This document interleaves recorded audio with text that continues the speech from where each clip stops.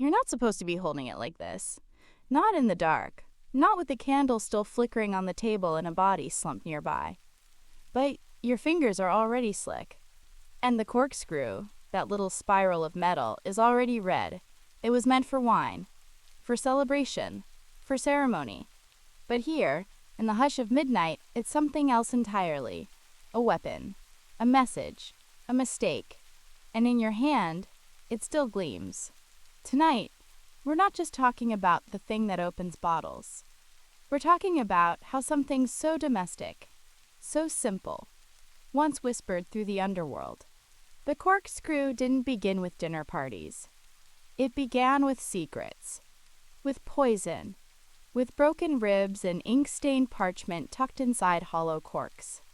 Before it ever touched a bottle of Merlot, it helped carry messages past checkpoints and toxins into goblets. It was smuggled into palaces, hidden in cloaks, slipped beneath floorboards.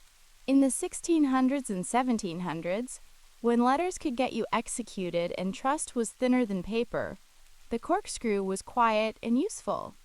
It unscrewed more than wine stoppers. It pried open alibis.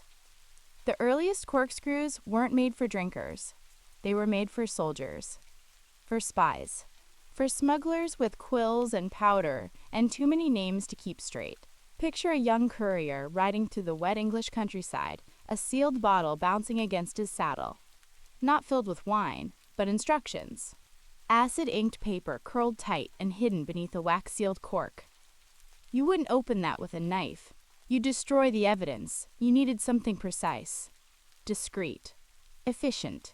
You needed a worm. That's what they were called at first. Worms. Thin metal spirals that could twist into a stopper, anchor deep, and pull without breaking the seal. The earliest patents appear in the 1700s, long before wine was trendy. These were practical tools for gunpowder flasks, not picnics, but people started to notice. Gentlemen in clubs, officers in drawing rooms, even assassins. A corkscrew was easy to carry, easier than a blade. It didn't raise suspicion. It didn't glint the wrong way in firelight. And if you had the right hand and the wrong intention, it could kill. The sharp point drove easily into flesh. The spiral tore on the way out.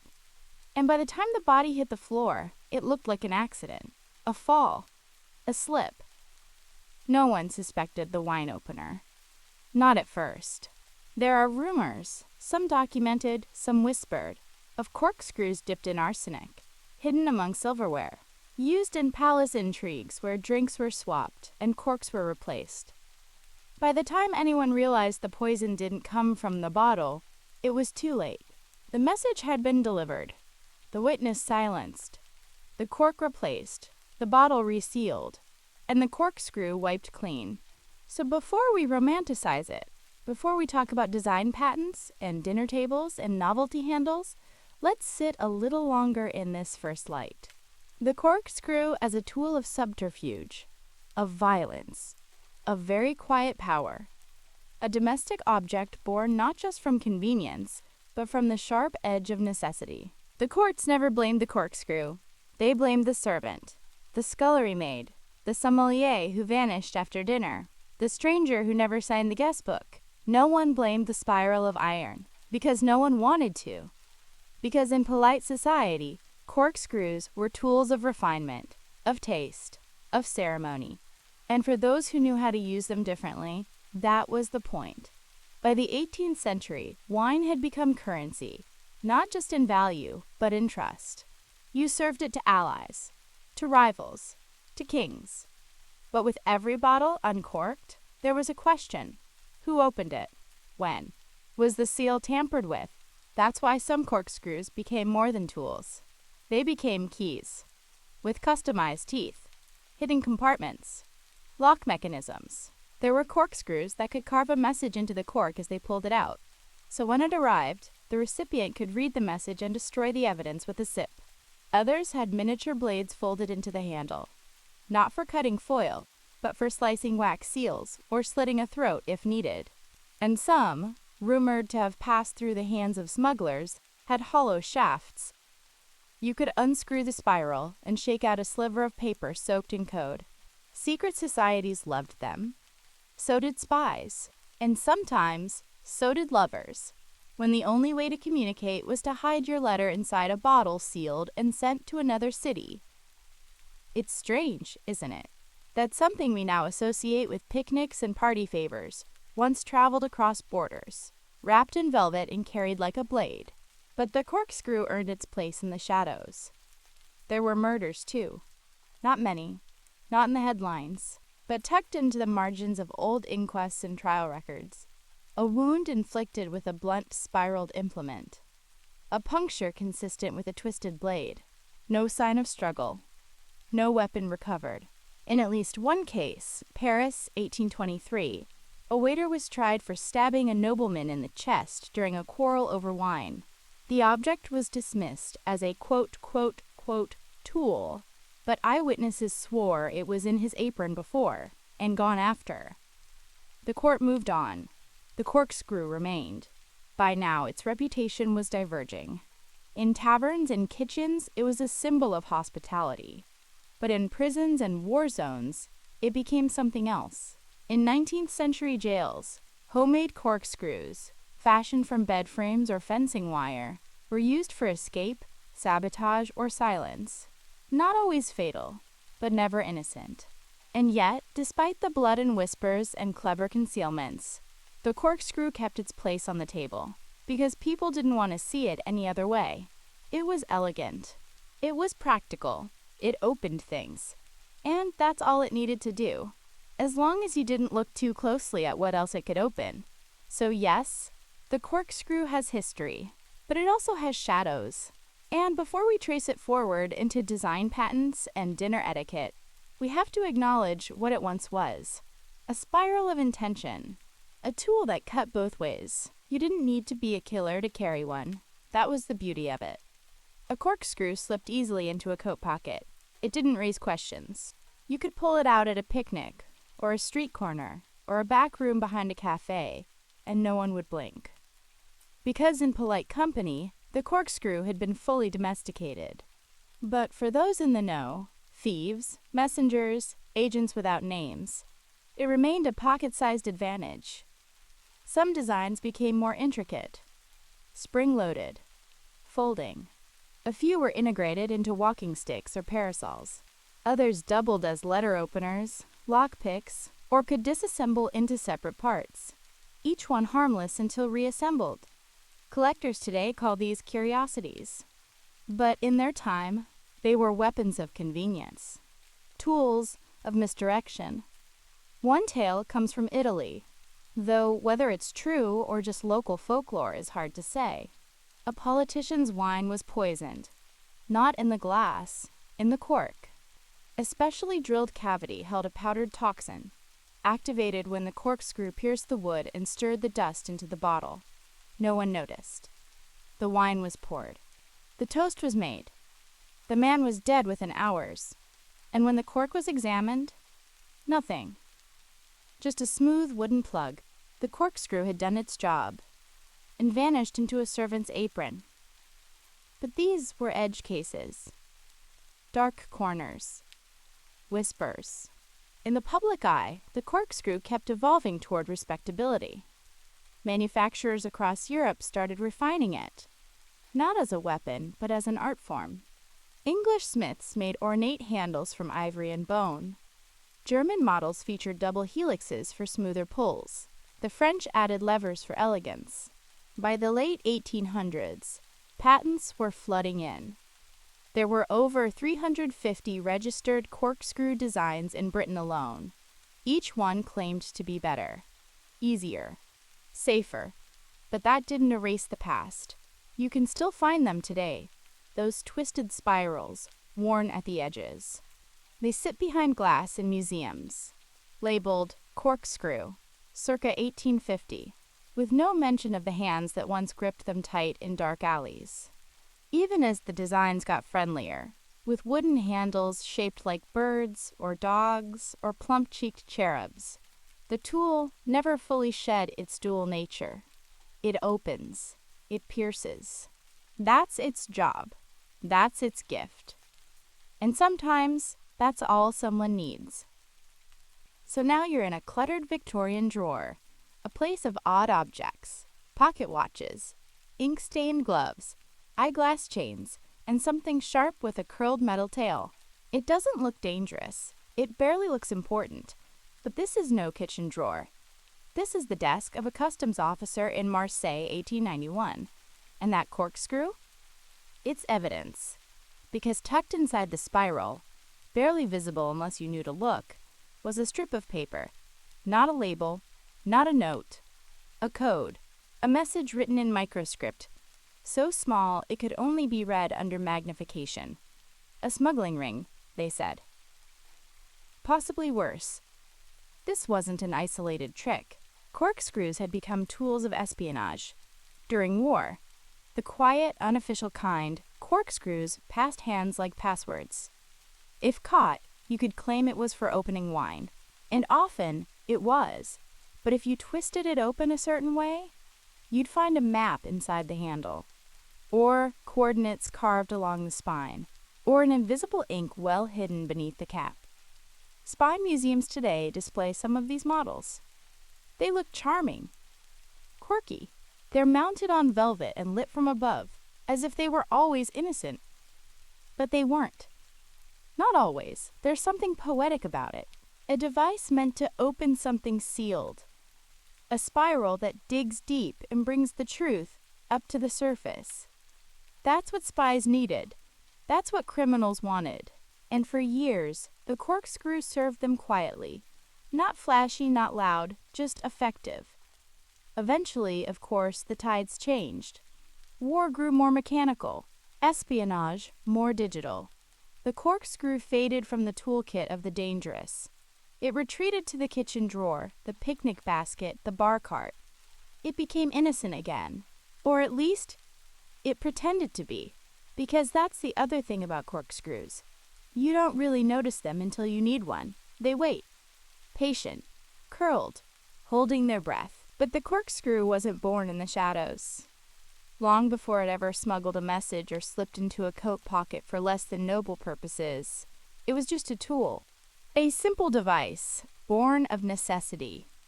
Wine, after all, had existed for thousands of years. But the cork stopper, and the bottling of wine for storage, was still a relatively new idea. For most of history, wine was stored in barrels, amphorae, or leather skins. It wasn't until the 1600s that bottling became common enough to create a problem. How do you open a tightly sealed cork without ruining the wine or the bottle? The answer didn't arrive overnight. At first, people used knives, then hooks, then anything they could jam into the cork to pry it free. But the results were messy. Corks would split. Bottlenecks would chip. Wine would spill. There had to be a better way. And as it turns out, the inspiration didn't come from the kitchen, but from the battlefield. Soldiers had a tool called a gunworm, a twisted piece of metal used to extract unspent charges from the barrel of a musket. It was spiral-shaped, narrow, and just the right size to grab a cork. Sometime in the late 1600s or early 1700s, someone, perhaps a soldier turned tavern owner, took that idea and turned it toward wine. The earliest known reference appears in 1681, when a French writer referred to a steel worm used for drawing corks out of bottles. The tool wasn't called a corkscrew yet, but the idea was there. By the early 18th century, the term bottle screw became more common, and by the mid-1700s, patents were being filed in England for more refined versions of the tool. The earliest corkscrews were made by blacksmiths and metalworkers. Hand-forged. No two exactly alike. Some had wooden handles. Others were fitted with ornate bone, ivory, or brass. These were tools, yes, but they were also gifts, symbols of refinement.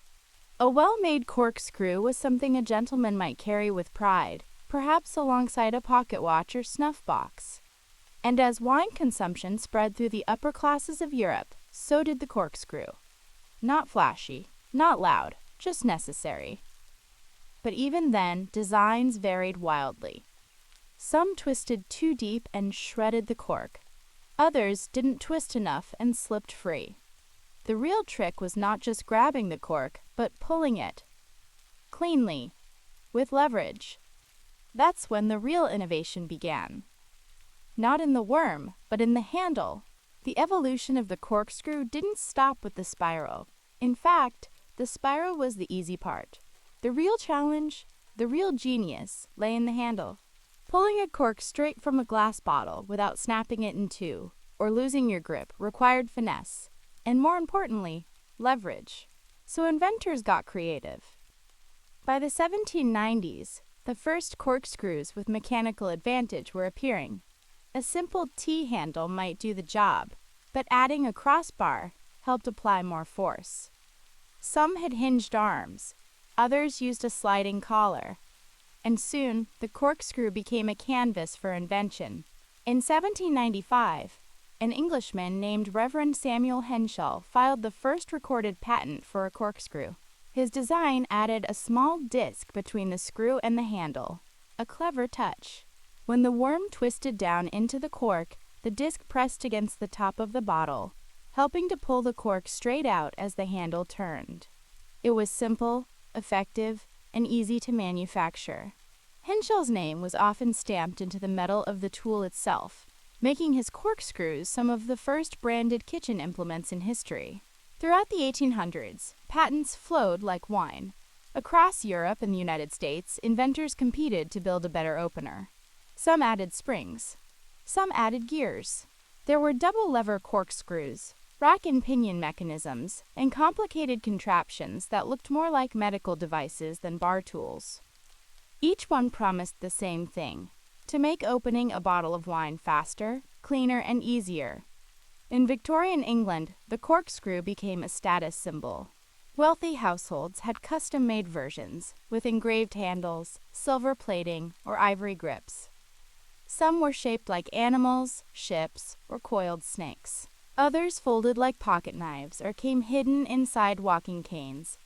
The handle was often as important as the worm, a place to express wealth, taste, or subtle messages. Because even here, form and function blurred.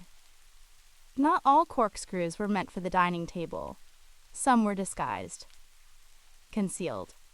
Designed not to serve wine, but to hide secrets. Hollow handles became miniature containers for powder, pills, or hidden notes. There are examples of corkscrews found with compartments for cyanide capsules or smuggled jewels. What began as a utilitarian tool was now a vessel for intrigue. And all the while, the corkscrew's reputation was evolving. Still a tool. Still used by waiters and sommeliers. But now also something else. Something clever, mysterious, slightly dangerous. A tool with hidden potential, tucked away in drawers, pockets, and occasionally the wrong hands. By the late 19th and early 20th centuries, the corkscrew had crossed a quiet threshold. No longer a luxury item, no longer just a curiosity tucked into a noble's cutlery drawer. It had become common. Factories were now turning out thousands of them, stamped in metal, pressed into wood, fitted with levers, springs, and stamps of national pride. You didn't need to be rich to own one. You just needed a bottle and a reason. Corkscrews found their way into kitchens, bars, picnic baskets, soldiers' packs. Some were ornate. Some were crude. Most were simply there. And that ubiquity gave the corkscrew a new kind of power. Not in the criminal sense anymore, but in the cultural. Because now, it wasn't just a tool. It was a ritual, a signal that something was beginning or unwinding. A meal, a conversation, a night. You turned the worm. You heard the soft creak of cork against glass, and the day changed shape. The corkscrew became part of that transformation. Silent, essential, familiar. Companies began branding them, giving away corkscrews with their logos stamped into the handles. Breweries, vineyards, hardware stores, everyone wanted their name in your drawer. In restaurants, waiters slipped them from pockets with a flourish, unfolding levers like magicians. In homes, they rested in the junk drawer or hung on a hook near the wine. Not glamorous, not scary, just present. But the innovation didn't stop.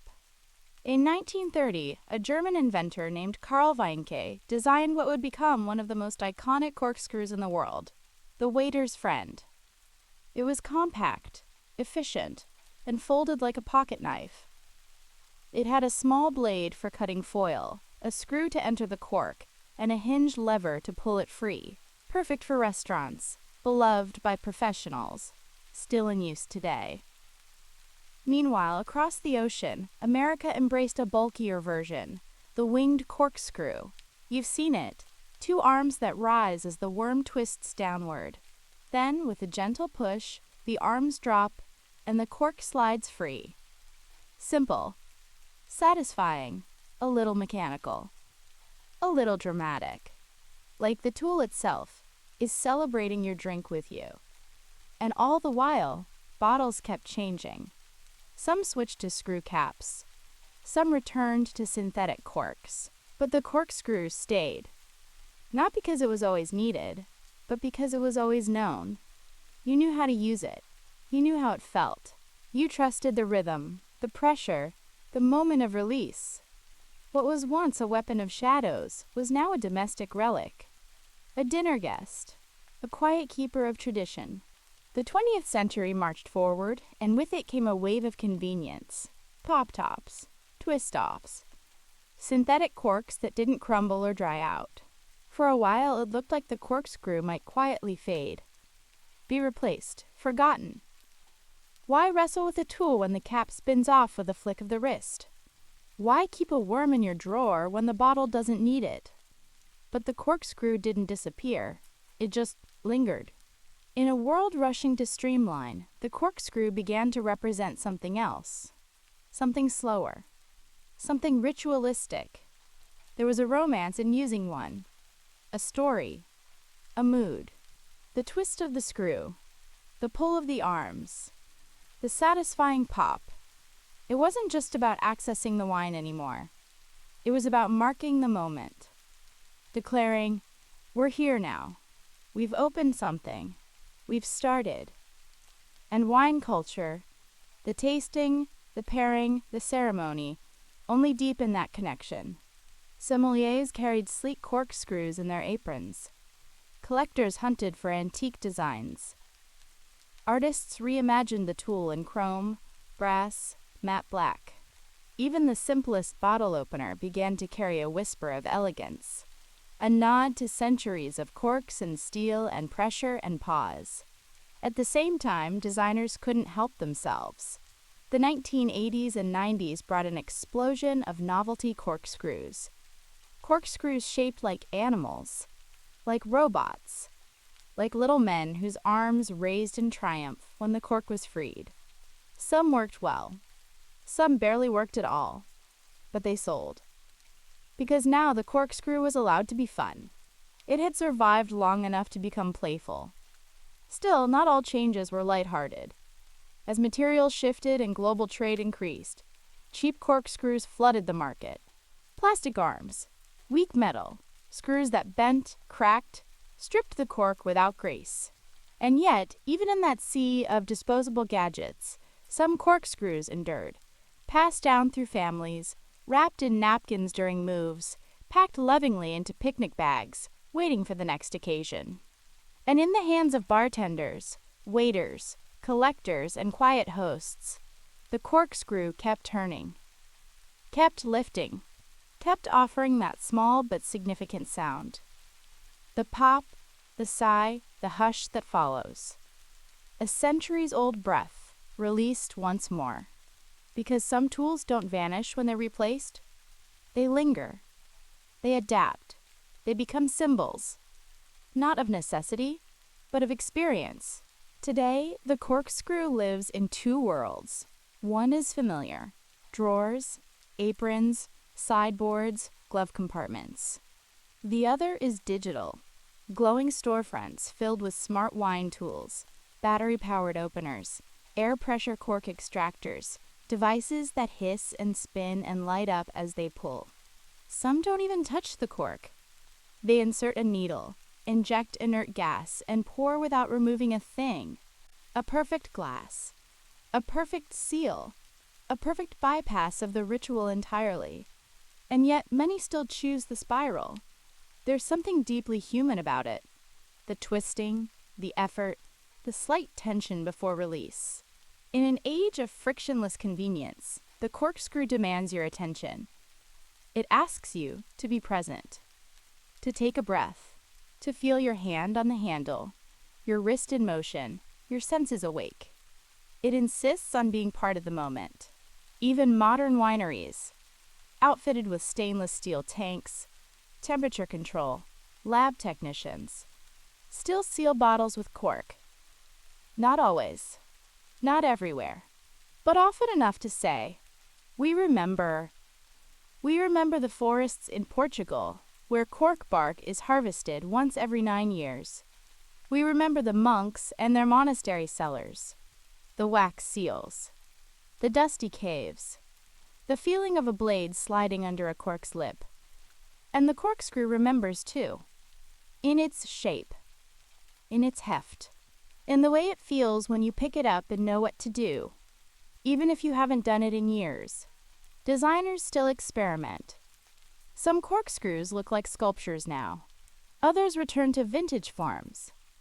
Heavy, solid, deliberate. There are limited edition runs made from Damascus steel.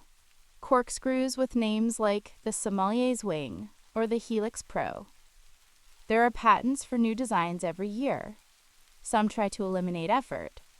Some try to reintroduce it. Because it's not just about opening wine. It's about what happens after.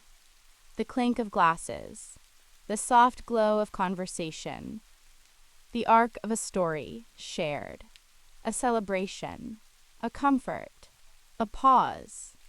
And through all of it, through decades of murder and medicine, of invention and indulgence, of utility and ritual, the corkscrew has held its spiral shape. A small twist of metal, a tool once hidden in coats, now placed on tables.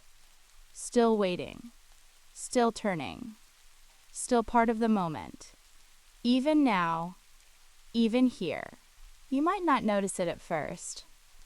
The drawer you open without thinking, the picnic basket, the hotel minibar, somewhere, tucked between keys and bottle caps and loose batteries.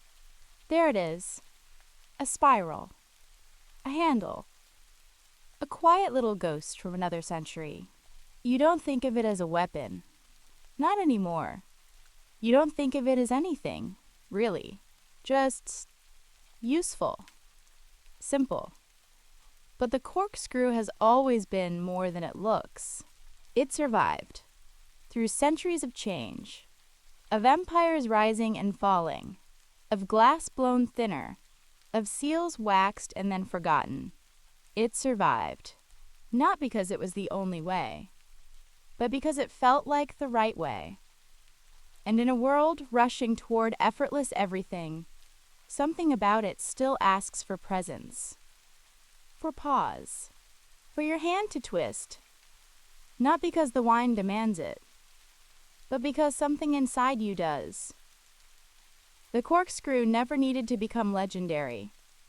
It just needed to remain.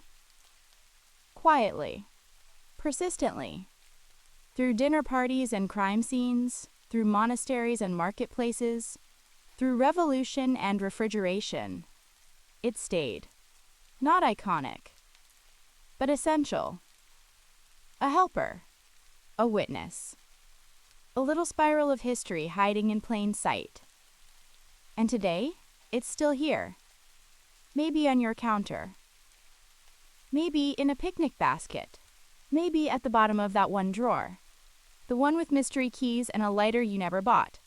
The corkscrew sits there.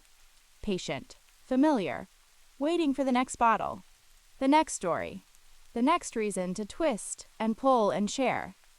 Because sometimes, the most ordinary tools carry the strangest legacies. And sometimes, the object you reach for without thinking was once feared, admired, smuggled, outlawed. A spiral, a secret, A slow twist through time. The corkscrew.